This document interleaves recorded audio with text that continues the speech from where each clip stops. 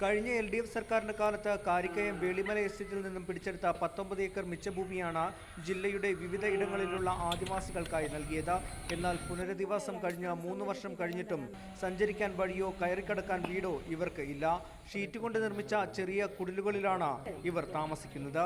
മഴ ശക്തമായതോടെ പല കുടിലുകളും നിലം പൊത്താറായ അവസ്ഥയിലാണ്.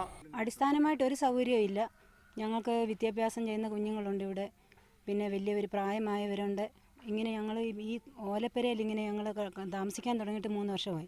സമീപത്ത് കൂടി വൈദ്യുതി ലൈൻ കടന്നു പോകുന്നുണ്ടെങ്കിലും വൈദ്യുതി ഇവർക്ക് ലഭിച്ചിട്ടില്ല. KSB ചെന്നപ്പം പറഞ്ഞു ഞങ്ങൾക്ക് ഈ വഴി ലൈറ്റ് തരണമെങ്കിൽ പോസ്റ്റ് ഞങ്ങൾക്ക് സ്വന്തമായിട്ട് ഞങ്ങൾ ഇടണം. അപ്പം ഞങ്ങൾക്ക് അതിനായിട്ടുള്ള സാമ്പത്തികമൊന്നും ഇല്ലല്ലോ. തെരഞ്ഞെടുപ്പ് സമയത്ത് വാഗ്ദാനങ്ങൾ നൽകാൻ മാത്രമാണ് രാഷ്ട്രീയക്കാർ ഇവിടേക്ക് എത്താറുള്ളത്. +2-നും 10ാം ക്ലാസ്സിലും പഠിക്കുന്ന കുട്ടികൾ ഇവിടെയുണ്ട്. ഇവർക്ക് വേണ്ടിയെങ്കിലും ആവശ്യമായ സൗകര്യങ്ങൾ ചെയ്തു തരണമെന്നാണ് ഈ മാതാപിതാക്കൾ പറയുന്നത്. Toby Johnson, media 1, Pathanamthitta.